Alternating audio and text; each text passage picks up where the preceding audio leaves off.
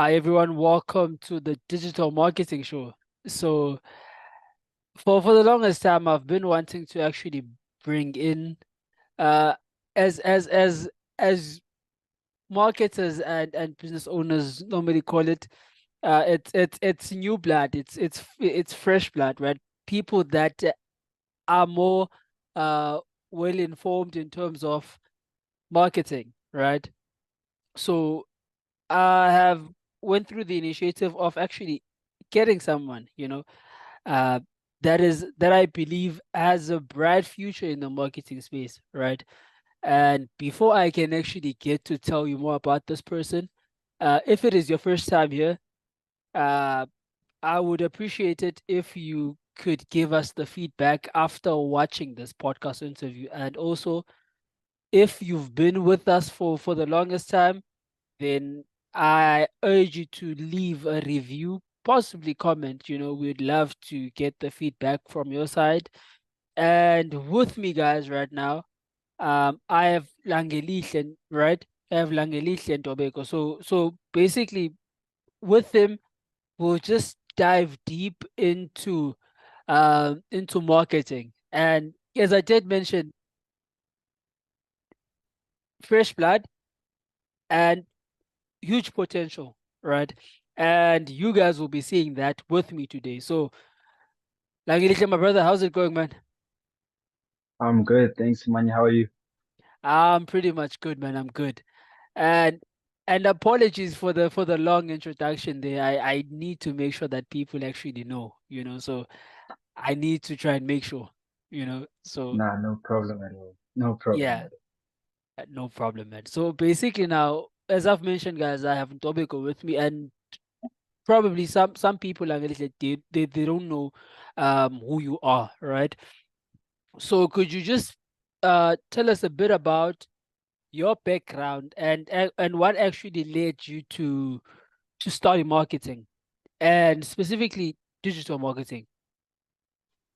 All right, so my name is Ntobeko.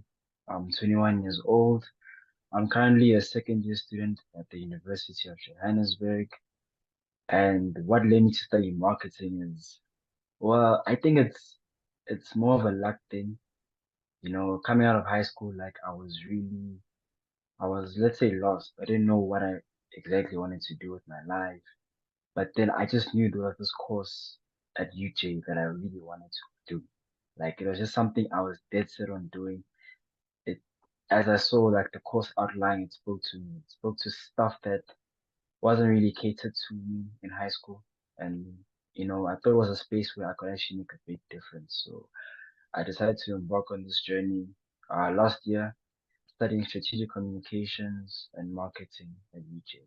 And yeah, I've been having a great time. I've been having a great time. It's led me to starting off my business at Riz, and yeah, I just can't wait for to finish and to make a real difference in the space. Okay. And you did mention that initially when you got into the course, you did not know that, or it wasn't something that you wanted to do, right? And you Yeah. prob and you didn't exactly know what you wanted to do. So now my question to you would be, what exactly was it that immediately when you saw marketing was like was that thing that actually made you to get into the marketing studies? I think personally for me, it's stories. Like I love stories. I love to read. I love to hear about people's stories. And as I, embarked on this journey of marketing, I like the idea of like being able to tell a brand story from one perspective and the emotion and feeling that it invokes from other people. So I think that's the main thing that captivated was the storytelling and the ability to tell my story as well as the stories of others, people who don't really have the opportunity to tell their stories. I think that is something I'm quite passionate about, is Okay, telling the story for others to come. okay, and that I believe is the most important thing that you can basically want to do in the marketing space, because as you've mentioned, with the marketing space, it's all about storytelling, and also as much as it is about storytelling, but also at the very same time, it is all about people, meaning the consumers, right? So the fact, so the fact that on your side you basically had that thing in you that this is what I want to do, and the reason why I want to do this, it's because of this and this and that, as you've mentioned. So that is actually great to hear that that's actually how you got into this. But now, what are some actually no, what are some of the most exciting trends, right? Or innovations in the digital marketing space that you've come across basically? Well, okay, so I think it's something I've been talking to my lecturer about. So there's this book called Marketing 6.0.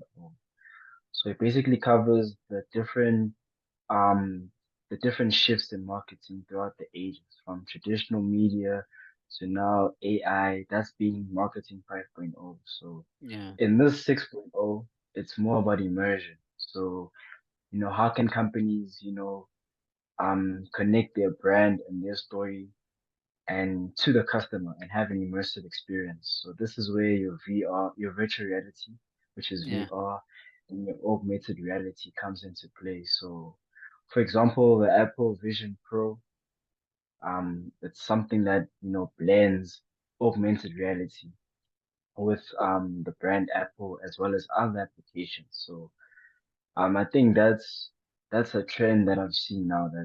I don't think it's been adopted as of yet in South Africa, but it's definitely something that is progressing in the world. So I think there will be a space and time where people are actually getting to view full storefronts from the lenses of like a Meta Quest or an Apple Vision Pro headset instead of actually having to go into the shop. And yeah, companies or brands can have games, whether it be shopping, like, giveaways, but like taking place from the comfort of your home, or just like, air balloon trips, all Okay. from your VR set. So I definitely think AR and VR is something to look out for. Yeah, that is true. And I think, I don't know if you are aware of Gary Vaynerchuk. Yo. Yeah. He's Yeah, great, honest. so you also did mention something around those lines, which um one thing about the VR space, right? Uh, is that basically in the next few years, right? And I'm not saying it the way that he said it, but you know, so basically what he was actually also trying to he was actually saying the same thing as you are saying. And also, just to add to that, he also did mention something around the fact that it will get to a point where now, instead of people having to watch, as you've mentioned, people will be shopping through, let's say, through lenses, so on and so forth. And then also at the very same time, instead of there being ads all around, let's say, on Facebook, on Instagram, so on and so forth, the ads will be playing right through the lenses. There are those kinds of things that are actually coming. And for the fact that you actually did mention that, I have to which is actually, now I think it will get to that point where I was saying, when I was starting this podcast, that I there's a lot of potential, here. And for the fact that you've actually mentioned that simply tells me how much you are paying attention to the marketing industry. So for that, I have to salute you, man. You know, I appreciate it. yeah, But because really, with that space, it actually, if even here in South Africa, just to get to that, here in South Africa, we've barely adapted to even advertising on Facebook, on social media. We've barely adapted to getting businesses on social media. Now, on my side, I just simply think that uh, that that type of technology, or it will get uh, to South Africa. It will take time for South Africans or Africans to actually adapt to it. Definitely. It will take a very long time. Because if we can't actually adapt to these platforms now, uh, can you actually expect? It's a matter of, no one can expect us to adapt now if we aren't even adapting to Facebook, if we aren't adapting to Instagram, if we're not adapting to TikTok, social media, if we're not adapting to that. So yeah, thank you very much for actually answering that question and uh mentioning that basically. So is there anything that you wanted to mention about that, or? I think just to add on to what you spoke of, it's definitely I know in South Africa we lack digital penetration. So there's Yeah, only like a certain amount of like the market, that's connected to like Instagram, TikTok, Twitter, so there's a very much small pool of people who, marketers, advertisers have access to. So I think definitely like structurally we are lacking, but it also presents an opportunity. true. You know, I definitely think that throughout time, if we can like, if data costs can be reduced, if the means to access the internet can be um more accessible to people from, in villages and places that have been neglected in the past, I think that could definitely, see a much bigger boom um in AI, in people advertising on TikTok before ultimately transitioning to your VR, Yeah, your AR, etc., etc. So there's definitely um there's definitely much opportunity. So true. I can't wait, honestly. I think as marketers we should be excited for what's to come. Especially with I know I saw recently, I think Facebook partnered with Google. I think underwater sea cables, they're installing a new one to be connected from, I think, Portugal to Mtunzini. I think, I'm not sure the place, in KZN or Eastern Cape, Okay. to provide, faster Wi-Fi and fiber access to the African continent. As part of their plans to connect Africa to the world. So in doing so, there's definitely much opportunity for us as marketers in this space. Yeah, So that is very true. And actually, to what you were mentioning, which is, if uh internet or data was accessible to let's say villages, in places where, uh like, because, like, for instance, it let's just say, in some villages, in terms of that specific part, it tends to lack, and I think, if there was that if there was, uh actually a difference that could be made, in that it would not only assist in terms of making sure that uh all the places in Africa or in South Africa have access to the internet, but it would also help in terms of growing because the more people are on social media, right? The more the more there are consumers, you're right. The more there are people that want to buy, and that part we can't actually run away from, so making sure that uh other places, actually making sure that uh there's a decrease in that lag, also helps in terms of, because even in some villages, um as you know now, there's take a lot. There's these online shopping, and sometimes there are some villages that are a bit far from town, where Yeah, they have to, let's say, go to buy things from town. There are no cars, in some families, right?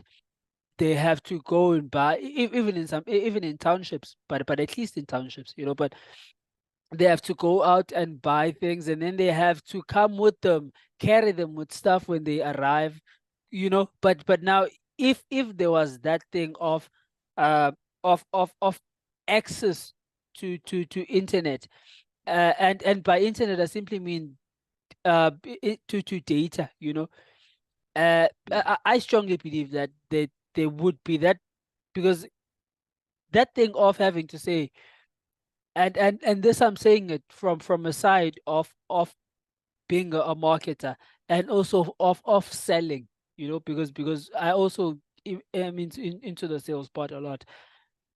There's that thing of having to say, there's no money, I do not have money, right? Which on my side I tend to say that, as much as a person does not have money, but if the need for that thing is there, that person will go out there and find the money, you know yeah, definitely. you know But I think for marketers, like, although these challenges exist, it allows the opportunity for us to be creative. exactly, And exactly. yeah, because like the type of you'd find in an area like an industrialized area like Joburg, Gauteng, Pretoria, like the marketing, we are able to like market on billboards, you know, on national roads, your Instagram, TikTok, get all the data, Exactly. analytics. But then like in a rural community, you like use more traditional ways of doing it, you focus more on the consumer. That's another trend I've seen is in metropolitan areas, there's a large focus on, digital penetration, access, getting people online and marketing to them online.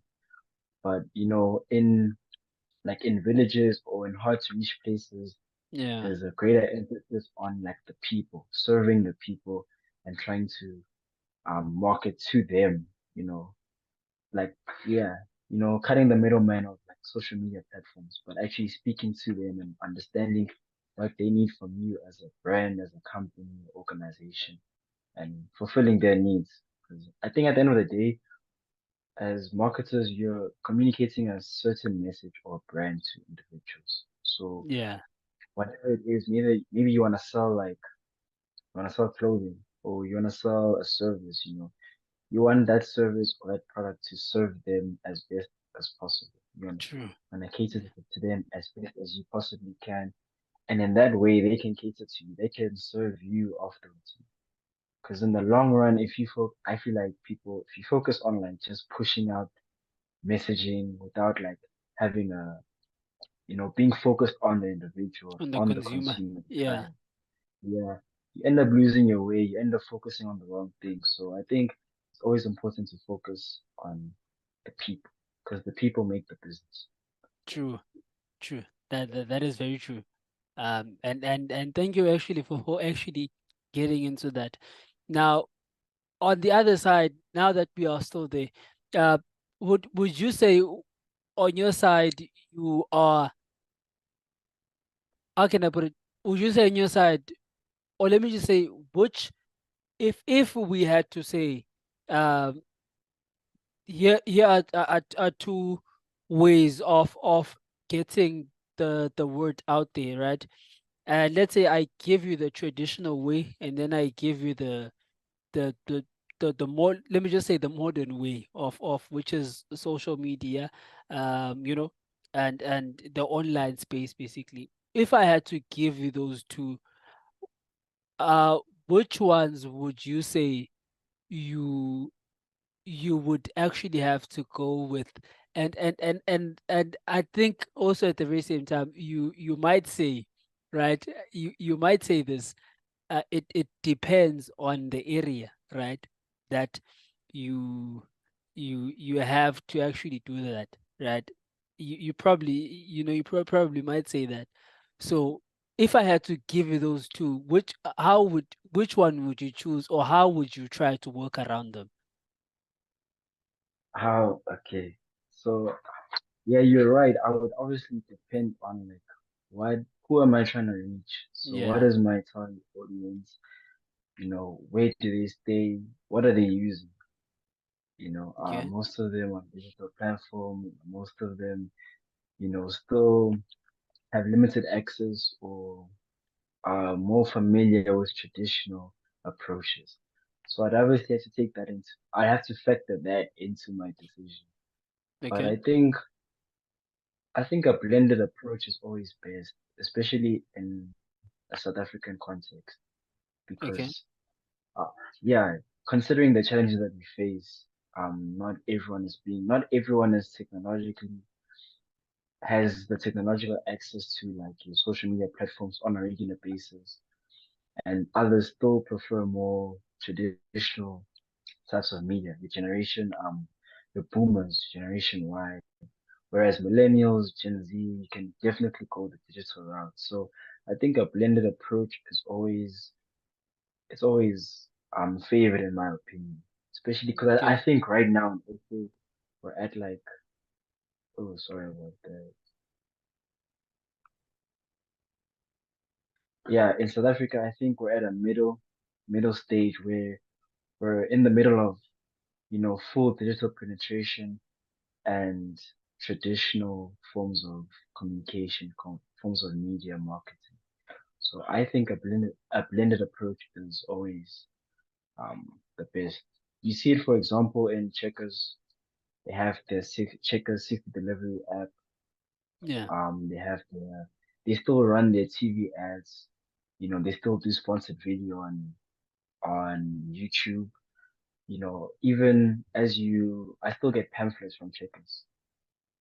As I walk into the store as part of my newspaper. So I think even big brands are still using a blended approach. Trying to reach full digital penetration, but also tagging along the others who still prefer a more traditional approach. So yeah, a blended Okay. approach is what I would do. That's Okay. that's my Yeah. And you've answered that. Um, it's actually a very great way to actually answer it, because that is literally true. It sometimes it is just a matter of having to find that balance, because there's always a balance in it, uh there are some people, as you've mentioned, there are some people that prefer social media. There are some people that are always on that prefer reading, you know like for instance, even with the let me just say, with technology, or with the internet, some people prefer to watch videos, some prefer to read, you know some prefer blogs, some prefer YouTube videos, some prefer audio podcast, there's always that, so you just have to find the right way to it, right? Now, here's another question, right? It's not exactly a question. It's how can I put it? But okay, you just have to find it. Uh, so here with me, right? Uh, I have a budget, right? Mhm. You getting what I'm trying? Where I'm going to, right? Yeah, Yes. yeah. So with me right now, I have a budget, right? And the budget that let's say I have about 100,000, right? A budget, and I am trying to and of course, as I'm asking you this, I hope you will get to ask me something too. So, and I have this budget, I am trying to sell this bottle, right? So, Yeah. So as I have this budget, this 100,000, and I'm trying to get ROI positive for this thing that I'm carrying here right now.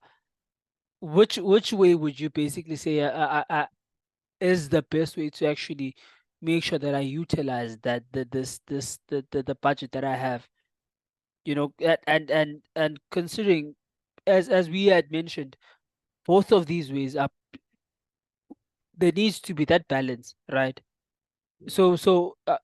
Which one would you possibly think would be or how would you actually be able to split this 100,000 that I'm giving to you right now? So before I even go to the money, I would actually I'd make a client or customer profile, a profile first. Good man. So I would see. Good man. So I'll understand. I want to find out who is my target audience. Who do I want to sell? Maybe look at the age range, Good man. agenda, you know, income brackets. I feel bad when I profile personally. I think, oh, I'm discriminating, but I always think of it as like the Sims. You're building your ideal customer. Yeah, So I would true. look at I I'll try to build my ideal customer, and then from there on I'll try to cater to their needs. And where would I find this customer? Where would I be able to engage and sell this product to this customer? So let's say I'm looking for um active people, as active sports person from between the ages of 16 Good to man. 34. Um, where are they normally found? So okay, gyms, running events, what's this thing? University sports events. Where else? Places where like active people get Yeah. together and people who want to live a healthy lifestyle. Brands that promote healthy living. Kauai is one brand you could also look at. Maybe collaborating, using a part of that 100K to collaborate. And then looking at getting, how can you balance like using fitness influencers to spread the word about this bottle? Okay. Um, can they repurpose content using this product? How much is it gonna cost? I think Stanley, I don't know if you know Stanley Cups. It's Yeah, been yeah, something, yeah. I yeah, remember those it's cups. been, The yeah, ones it's been that something that, is it it's the ones that you remember when the car got burned and those yes, cups. the car Yeah, got burned. yeah. I remember They that. should, yeah, exactly that one. And what's funny enough, I don't think they spend much on marketing at all. I They think it didn't. was mostly, yeah, it was other people, repurposing that whole situation and producing content on their own, Yeah. that was able to generate motion, as we call it, you know, for the company. And yeah, I think I would obviously have to like set it out like that, but definitely, create a client profile. From there, look at where the client's actually spending most of their time, Okay. what lifestyle they're trying to live. So if they're being active, gyms, um, running events, sports events, etc. And then from there, I would look at gyms, or I'd look at having in-house promotions, having in-house like pop-up stores, Okay. sports events, collaborating with like sports events, maybe like the Spa Women's Run, etc. Having each contestant get like a card to get like maybe 5% off the bottle, Okay. something like that, something, or scan a QR code to see our product catalog, maybe a card put inside the winning everyone's bags. And yeah, from then on, I would move towards social media and collaborating with fitness influencers, people who sports athletes, sports activists. And yeah, from then that's how I would base off using the 100K before I even get to, you know, possibly running a TV ad. That would be like the last option, print Okay. media. That would be, yeah, outfit. But that is how I would start it. That's how Okay. I would start it. Now Yeah. and that actually would make sense. And in terms of that side, you wouldn't even have to. It actually no, it would depend on the negotiating skill, but you wouldn't even have to spend a rand in that amount if you could do it that way. You know why? Because Enlighten. because sometimes with the influencers, it's there's a more easier way to actually work with them, which is you could say I don't know if on here in South Africa I don't think we have that feature yet, but in the US, if let's say you have people, if let's say I post content on my TikTok about this bottle, right? And then I have a link that takes people to buy that thing, that those people get a commission. So you could either choose to say you'll work with those people in terms of a commission structure kind of way, or you could just say for every person that comes through, um, I'll give you 20% of whatever they bring in, you know, and you might even end up not even having to spend that capital with that structure that you actually came up with, So with that way, you might even get away with it without not even having to pay, because with TV ads, TV what's it at time costs about I think it's 1 million upwards to for airtime. Actually, You we did like I saw on. We're actually doing a project on. We had to like create a budget and run an ad Yeah. on TV, and I had to look at the rates and radio rates as well, TV rates. Like prime time, it's for every I think 30 seconds, it could be around about 180K. It's That's 180. one day. Yeah, Okay. around it depends on which show is playing, what time it is. They even sell packages where you get like a few in a month, but it Yeah. costs close to like 500K, and the timing is short and it's random as well. So yeah, it's quite expensive. So Yeah. definitely like, and also like it's I feel like co-creation is a much better form of marketing. Being able to collaborate with people, being able to use other people's brands or Audience. wherever they stand, yeah, their audience, and integrate it into whatever you're trying to sell. I think that it's more effective. It shows a more authenticity in that way. Yeah. So That that's that that is definitely it. that is absolutely true. So would you want to give me one, or we good?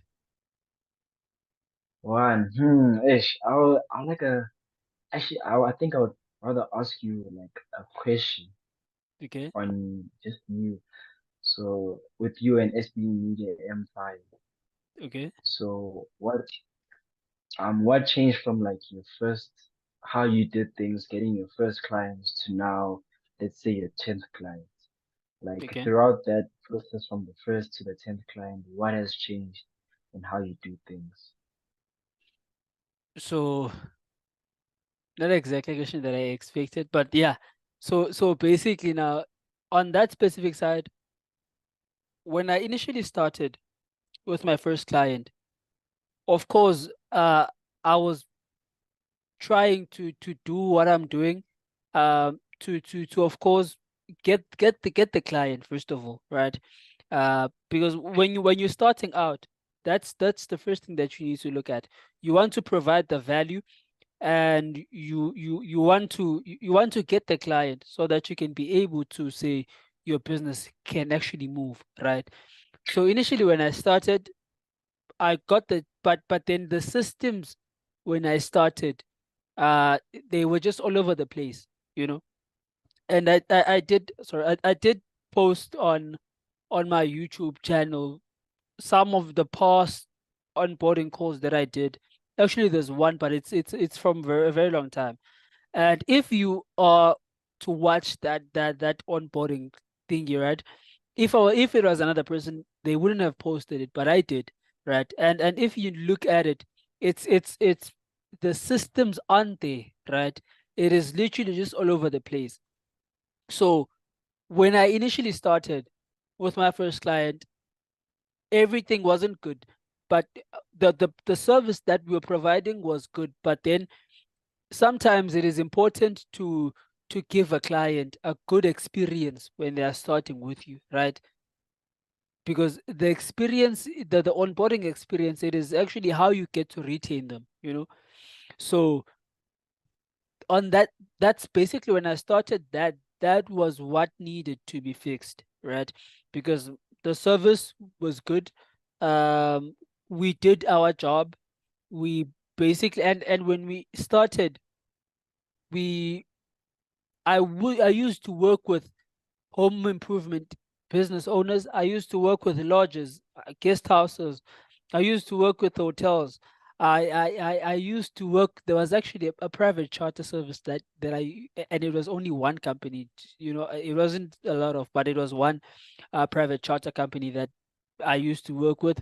You know, so I used to work with a lot of industries. You know, to a point where I then had to look at it, and I was like, now, I can do all of this. I can work with e-commerce. I can work with this, and I go and work with that.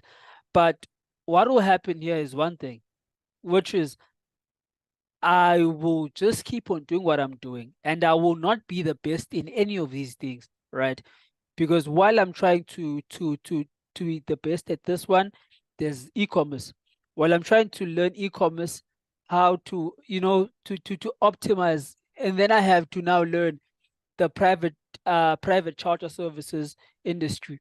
While I'm learning that, there's the tourism industry, there's the travel, so it- that's what I'm saying. No, Things, there was a lot. So I think what is important is when you are starting with anything, with any business, you do not need to overwhelm yourself. Do not do everything, right? You need to do that one thing and learn that one thing. Be the best at that one thing. Of course, sometimes you can never be the best. If you are the best, and then you also make a lot of money, and then so on and so forth, then and also on my side, I think I've been lucky on that side. But one thing that you should do is stick to one thing, learn that one thing, control that one thing, control that industry. The moment you see that, now, if I call this person will know about me because of another person that knows another person in that industry, then you know that now I've done what I needed to do. So what changed was the systems, and I stopped overwhelming myself doing a lot of things. I just stick to one thing, which is, instead of me doing social media management, even on that side, social media management, email marketing, this, that, graphic designing, website design, I just stick to paid advertising, you know. And the moment I knew, Guti, I was literally, now I know what I'm doing. I then started to add, you know, into it. And of which, when I added into it, I added appointment setting into my services. I mean, and I started to combine them together, started to make a new offer for my clients, So I guess uh that was what changed, and I had to make those adjustments so that I can basically make SB Media Empire what it is today. So yeah, I hope I've answered your question there. no, you have. Uh, You as have. I've much as got a, I've get I got a lot of input. Yeah, I was actually about to say, as much as I've said a lot of things, I hope you got it though. So that was it. So, and then now, just to did you have a question? No, I'll leave that one for the end. I'll leave it for the end. Okay. So I'll so leave it for basically the end. now, what tools and technologies do you find most useful or interesting in the digital marketing space? And also, how have they impacted your understanding of the field, basically? So I think the tool that I've but I'm currently trying to master SEO, so search engine optimization. Okay. Yeah, I think that's one thing that I've been trying to learn as much as possible. Trying to how can I get like let's say my company's or my whatever brand's website, top, of the Google search list, how can I like the whole bidding process and the keywords, like having the right keywords for the right whatever brand I'm using. Okay. So I think I've been it's a bit tricky, but like I think that's something getting your name out there first because most people don't really scroll down and click next. Usually that's Yeah. only for like academic work. People would scroll down and click Yeah. next, but usually people look at like the first five, including the sponsored posts that are automatically on top. So Yeah. it's all about how do you get your website on top? How do you have the best keywords? How do you make sure that your stuff, lands on the top spot? Okay. And trying to figure out how the algorithm works and best positioning yourself, your brand, etc. So I think that's the one thing for me, search engine optimization. Okay.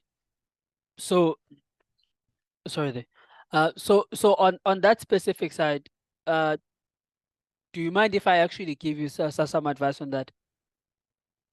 No problem. Anything.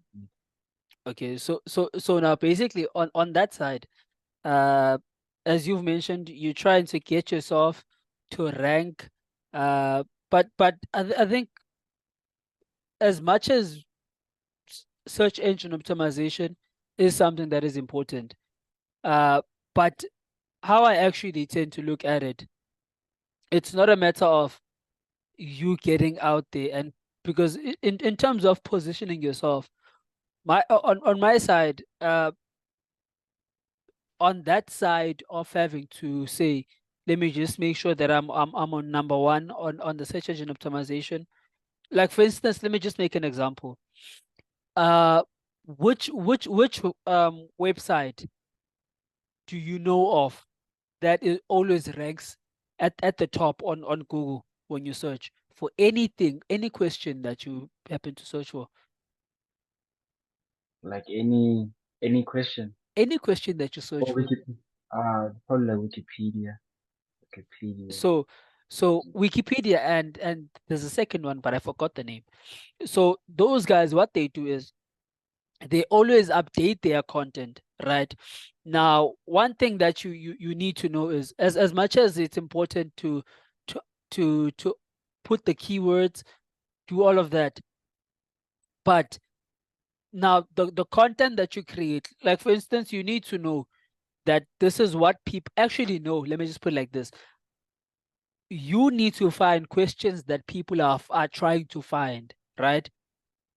Make something out of answer those questions, right? You need to find questions that people are asking. Answer those questions, right? When you find those questions, when you find the answer to those questions, people will be searching for those questions, right? And with the SEO with the SEO side of things, that is what I started to notice. On my side, I'm strongly trying to focus on content, right?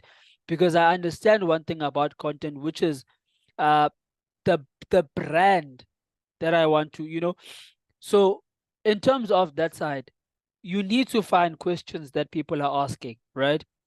How do you find those questions? There's this I don't know if you are aware of it. It's do you know Neil Patel? New pattern, no. Yeah. Okay, no. There's it's what it's keyword research or what? He has a software, right? And there's also the Google software which you can search for the latest things that people are trying to that people are trying to find questions, right? Or it's what it's answer my question or something like that. I will send you the link to that software though, and then you can check it out. Or I'll just write the name, then you can search it. So you can use those kinds of tools, right? Use those tools looking at the time. But let's just try and so you can find those tools, right? Utilize those tools to then start creating content to answer those questions, right? Because as much as you can put the keywords, do all of that, but if you aren't putting content to rank for whatever that you are trying to rank for, then it's pretty much useless what you are doing. As much as you might see people putting those keywords, doing all of that, but you need to create content. People might find you, but at the very same time, as much as they find you, but there's no trust that is being built there, right? And there's nothing that is there's nothing that is how can I put it? There's nothing that is more um what's this word that I'm trying to get? There's nothing that is more valuable to people than Yeah. trust, right?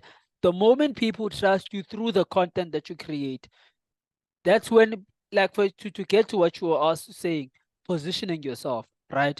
How do you position yourself? Create something, answer questions that people are trying to find, right? Like, for instance, with this podcast that we are literally doing here, right? The whole point of this podcast is there are people that are trying to find questions, right? There are people that are trying to find answers to questions that they have, right?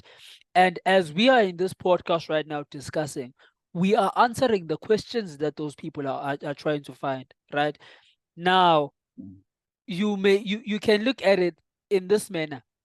There's two ways here, right? There's the long term and then there's the short term, right? If you want the long term, start creating content. If you want the short term, start running ads. There are those two ways, right? Which is why you also did mention that they when you're searching there are those sponsored posts, right? There are people that have the capital to invest into short term, and then there are people that have time to invest into the long term, right? Which is they keep on updating the keywords, doing all of that, but and create content also at the very same time. With Wikipedia, with all of these platforms, what they do is they create content, they update the information that they create on that content. Every year on Wikipedia, if you were to check, the information is Yeah. always updated, right? Because now they understand that people are always searching for this. Now, the moment we answer those questions, people are then gonna start coming through to the. So I hope I answered you on that part. No, you did. I've been taking some notes. Yeah. Taking So some notes. yeah. So Taking so some notes. if you only have two currencies or only have two ways of investing into your business, it's time and it's capital, right? If you do not have the capital, invest your time into it, right? So yeah, I hope I did answer you on that part. And then now, what are some common challenges or misconceptions about digital marketing that you've encountered, and how do you think they can be addressed? I think one common maybe misconception is that it's the same as digital marketing is the same as using social media on a daily basis. So what I Sure. mean is that yeah, people think like just because I use TikTok, I use Facebook, Instagram, that I could, it's as easy as using the platform, but there's a lot that goes behind all of that process. And it's not just using the social media platforms, there's a background behind it. The profiling, the segmentation, the creating the strategy, you know, the budget, taking the campaign and it being rejected, going back to the boardroom.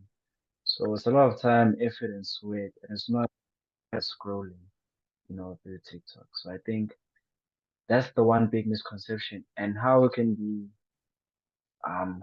changed is, I think, a greater emphasis on education. I think from an early age, if you can start by like incorporating it into like, let's say, the school curriculum, or having more accessibility to these online courses, or letting people know, because there are a lot of free online digital marketing courses, like such Yeah. as there's a Google one. So I think letting people know about it so they understand and being able to have the skill, to digitally market yourself, whether you're an engineer, a teacher, a brand, etc., etc. I think that can go a long way into fixing the whole problem. Okay. And that is true. And thank you very much for actually answering that. Now, you did mention to me you had a question that you were going to ask me at the end, and I'm looking at the time now. So, Oh yeah, actually, but the last question is about SB Media Empire.